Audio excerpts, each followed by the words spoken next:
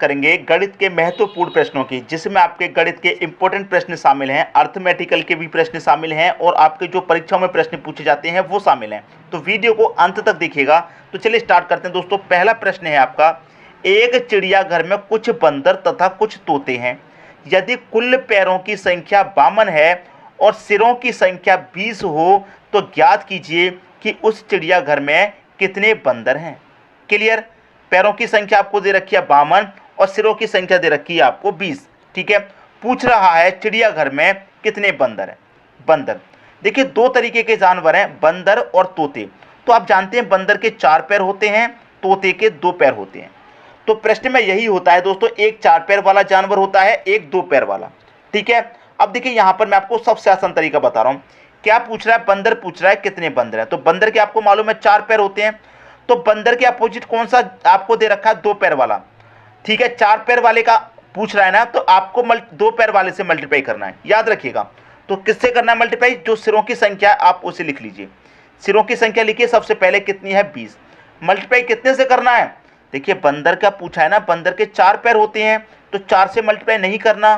ठीक है, 2 पैर वाले से करना है। तो 20 दूने का कितना हो जाएगा? 40 हो जाएगा। ठीक है, ये जो मल्टीप्लाई करने के बाद आया है, इसको जो पैरों की संख्या से अंतर कर दीजिए, 52 में से घटा दीजिए, 40 को कितना आ जाएगा? 12। ठीक है, 12 आने के बाद इस 12 में क्या करेंगे? आप 2 से डिवाइड करेंगे, कितना आ जाएगा? 6। ये आपका आंसर हो गया।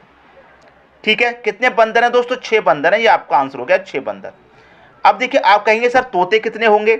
अब आपने एक का निकाल लिया तो दूसरे का तो अपने आप पता चलेगा। कैसे पता चलेगा? देखिए जब 6 बंदर हैं तो सिर कितने होंगे? उनके 6 सिर ही तो होंगे भाई। 6 बंदर हैं तो सिर कितने होंगे? 6। टोटल सिर आपके पास जब 20 हैं तो उसमें से 6 बंदर के सिर निकाल दीजिए, कितने बचेंगे? 14। तो इसका मतलब तोते आपके पास कितने होंगे? 14 होंगे।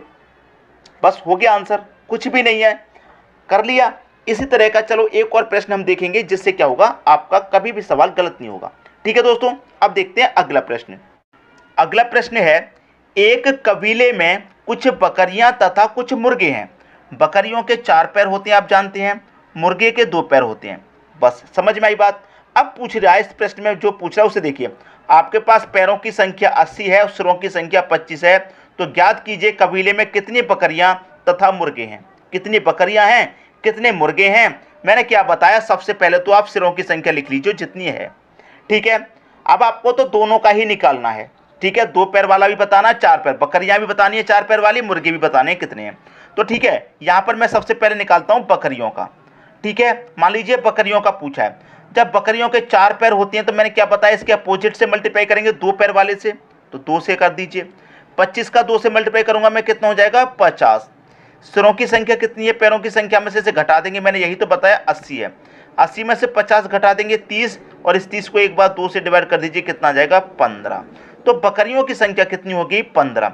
अब देखिए आपके पास सिरों की संख्या टोटल कितनी थी? 25। 25 है ना?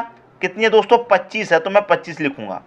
टोटल सिर आपके पास 25 है और बकरियां कितनी निकल के आई हैं? 15। जब 15 बकरियां हैं तो सिर उसके 15 ही होंगे। ठीक है, तो टोटल सिर हमारे पास 25 है, मैं उसमें से 15 सिर निकाल दूंगा बकरी के, तो 25 में से 15 जाएगा, 10 बचेगा। तो 10 कितने होंगे? मुर्गे होंगे। मुर्गे कितने होंगे दोस्तों? 10 होंगे। आई बात समझ में? तो दोनों की बात हमने निकाल लिया। बकरियों के कितने सिर हैं? 15। ठीक है, मुर्गे के कितने सिर हैं? 10। 15 10 आपके प्रश्न का बिल्कुल सही आंसर हो जाएगा। मैं उम्मीद करता हूं कि सभी की समझ में प्रश्न बहुत अच्छे से आ गया होगा, किसी को कोई भी डाउट नहीं होगा। अब देखेंगे अगला प्रश्न। अगला प्रश्न है आपका, एक पर्स में 50 रुपये तथा 20 रुपये के 25 नोट हैं। यदि पर्स में कुल 680 रुपये हों तो प्रत्येक के नोटों की संख्या अलग अलग बताइए, क्या होगी। अब देखिए यहाँ पर ये रुपए में है, ये भी रुपए में है और यहाँ पर ये भी रुपए में है, तो आपको चेंज नहीं करना। चेंज कब करते हैं कि पहले आपको पैसे दे दिए जाए और पैसे के बाद फिर रुपए दे दिया जाए, तो ये अलग अलग यूनिट हो जाती है, पैसे और रुपए। लेकिन सभी चीज़ें आपको रुपए में दे रखी हैं तो अलग अलग नहीं है, बस आप इनको सॉल्व कर दीजिए। ठीक है, तो देखिए सॉल्व कैसे होगा।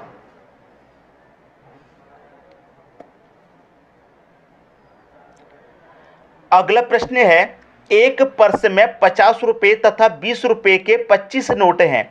यदि पर्स कुल 680 रुपये हों तो प्रत्येक के नोटों की संख्या अलग अलग बताइए, क्या होगी। देखिए सबसे पहली बात, यहाँ पर क्या है 50 रुपये, यहाँ पर 20 रुपये और यहाँ पर 680 रुपये। ये तीनों ही आपको रुपए में दे रखा है, एक ही यूनिट है, अलग नहीं करना। अगर यहाँ पर 50 पैसे होता, यहाँ पर 20 पैसे और यहाँ पर रुपए, तो ये अलग अलग हो जाता है, इसको हमें रुपए में चेंज करना होता है एक ही यूनिट में। लेकिन यहाँ पर तो पहले से एक ही यूनिट है, तो कोई दिक्कत नहीं है, सवाल को सॉल्व कर लीजिए। 50 रुपये के, ठीक है, 50 रुपये के और 20 रुपये के, ठीक है। 50 रुपये के कितने नोट हैं दोस्तों? 25 नोट हैं। यहाँ पर करिए 50 रुपये के कितने नोट? 25। और 20 रुपये के कितने नोट? 25, ठीक है। सॉल्व कीजिए। 25 पच्चे 125 हो जाएगा और एक ही जीरो मतलब 1250। 25 दूनी कितना हो जाएगा? 50, एक ही जीरो मतलब 500 हो जाएगा, ठीक है। अब देखिए ये हो गए 1250 रुपये, ये हो गए 500 रुपये और यहाँ पर कितना दे रखा है? 680 रुपये। इसे बीच में रख दीजिए। अब एलिगेशन मेथड आप जानते हैं, क्रॉस अंतर कर दीजिए आप इनका। 500 680 का अंतर कितना आएगा? 180 आएगा। 1250 680 का अंतर कितना आएगा? 570 आएगा। जीरो से जीरो कटेगा, 3 से कटाऊंगा, 3 छिक कटा रहा, 3 से कटाऊंगा ये 19 बार में। तो इसका मतलब क्या हो गया कि 50 रुपये के कितने नोट हैं? 6। 50 रुपये के दोस्तों कितने नोट हैं? 6, ठीक है। और 20 रुपये के कितने नोट हैं? 19। 20 रुपये के कितने नोट हैं? 19। देखिए 50 रुपये के 6 नोट हैं तो कितने रुपए हो गए? 50 का मल्टीप्लाई 6 से कर दो, 300 रुपये हो गए। 20 रुपये के कितने नोट हैं? 19, तो 20 का मल्टीप्लाई 19 से कर दो, आंसर आ जाएगा 19 दूनी का कितना? 38 और एक ही जीरो 380। अगर आप इन दोनों को जोड़ेंगे तो 300 और 380 कितना हो जाएगा? जोड़ने पर हो जाएगा ये 680 और आपको यहाँ 680 तो दे रखा था। तो देखिए इसका मतलब क्या है, अलग अलग हमसे नोटों की संख्या पूछी थी तो हमने अलग अलग बता दी। 50 रुपये के कितने नोट होंगे दोस्तों? 6 होंगे। और 20 रुपये के कितने नोट होंगे? 19 होंगे। ये आपके प्रश्न का सही आंसर आ जाएगा। सबकी समझ में बात आ गई? तरीका सिखा रहे हैं हम आपको करने का, बाकी का आंसर आप खुद लेकर के आ जाएंगे, ठीक है दोस्तों। अब देखेंगे अगला प्रश्न। अगला प्रश्न है, एक थैले में 50 पैसे तथा 25 पैसे के 200 सिक्के हैं। यदि थैले में कुल 90 रुपये हों तो प्रत्येक प्रकार के सिक्के की संख्या ज्ञात करें। वही प्रश्न आ गया जो मैंने आपको बताया। यहाँ पैसे हैं, यहाँ भी पैसे, यहाँ पर रुपए। पिछले क्वेश्चन में रुपए था सभी जगह पर तो चेंज नहीं करना पड़ा, लेकिन यहाँ पर पैसे, यहाँ पर पैसे, यहाँ पर रुपए, तो इनको चेंज करना पड़ेगा, ठीक है। तो देखिए 50 पैसे, 50 पैसे के कितने सिक्के हैं? आप बोलेंगे 200 सिक्के हैं। कितने हैं दोस्तों? 200 हैं। अब इसको रुपए में चेंज करने के लिए क्या करेंगे? आप 100 से डिवाइड कर दीजिए, ठीक है। अब यहाँ पर 25 पैसे का ले लीजिए। 25 पैसे के कितने सिक्के हैं? 200, ठीक है। रुपए में कन्वर्ट करने के लिए इसे भी क्या करेंगे? 100 से डिवाइड। 100 से ये कट जाएगा दोस्तों 2 बार में, 100 से ये भी कट जाएगा 2 बार में। 50 का मल्टीप्लाई 2 से 100 हो जाएगा, 25 का मल्टीप्लाई 2 से 50 हो जाएगा। ये हो गया 100 रुपये, ये हो गया 50 रुपये, ये कितना है? 90 रुपये। इसे 90 को बीच में रख दो, क्रॉस अंतर कर लीजिए, बस आ जाएगा आंसर, ठीक है।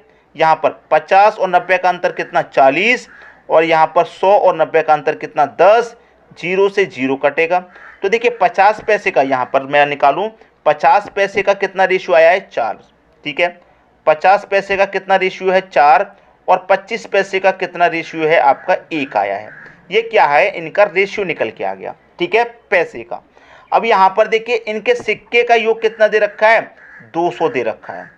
जब आपके पास योग 200 है तो अनुपातों का भी योग कर लीजिए। तो 4 और 1 5, तो इस योग में इस योग से डिवाइड करेंगे, 5 से कटाएंगे, इसको कितनी बार कटेगा? 5 चौके 20, 1 जीरो 40 बार में कटेगा।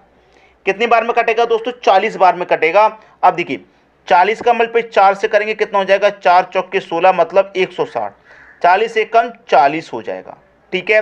तो इनका हमसे पूछा था कि प्रत्येक प्रकार के सिक्कों की संख्या बताइए। तो प्रत्येक प्रकार के हम बता सकते हैं। 50 पैसे के कितने सिक्के होंगे? 160 होंगे। और 25 पैसे के कितने होंगे? 40 होंगे। अगर आप इन दोनों को मिलाएंगे 160 और 40 कितना हो जाएगा मिल करके? 200 ही तो हो जाएगा। और आपको टोटल सिक्के 200 ही तो दे रखे हैं। मैं उम्मीद करता हूं कि सभी के समझ में प्रश्न बहुत ही अच्छे तरीके से दोस्तों आ गया होगा। किसी को भी प्रश्न में कोई भी डाउट नहीं होगा। अब देखेंगे अगला प्रश्न। अगला प्रश्न है, एक ग्वाला दूध में पानी किस अनुपात में मिलाए कि मिश्रण को क्रय मूल्य पर बेचने पर उसे 25% प्रतिशत का लाभ हो जाए? 25% का लाभ हो जाए। देखिए कोई ग्वाला दूध में कितना पानी मिलाए, नहीं पता कितना मिलाए, ठीक है।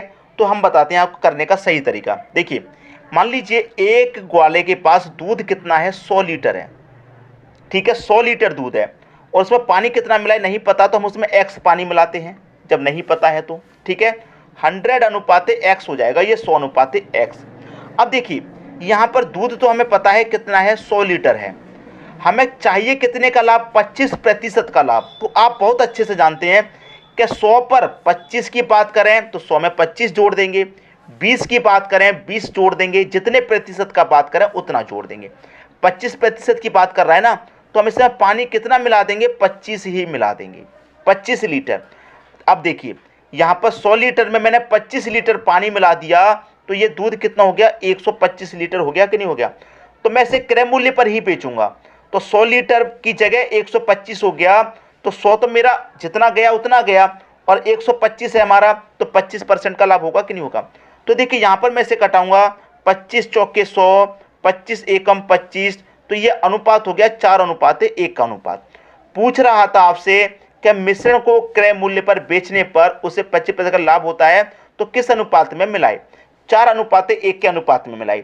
4 अनुपाते 1 के अनुपात का मतलब है कि 4 लीटर दूध में उसे 1 लीटर पानी मिलाना है, ये इसका मतलब हो जाएगा। मैं उम्मीद करता हूं कि सभी की समझ में दोस्तों प्रश्न बहुत अच्छे से आ गया होगा, किसी को भी प्रश्न में कोई डाउट नहीं होगा। ठीक है दोस्तों, वीडियो देखने के लिए आपका बहुत बहुत धन्यवाद।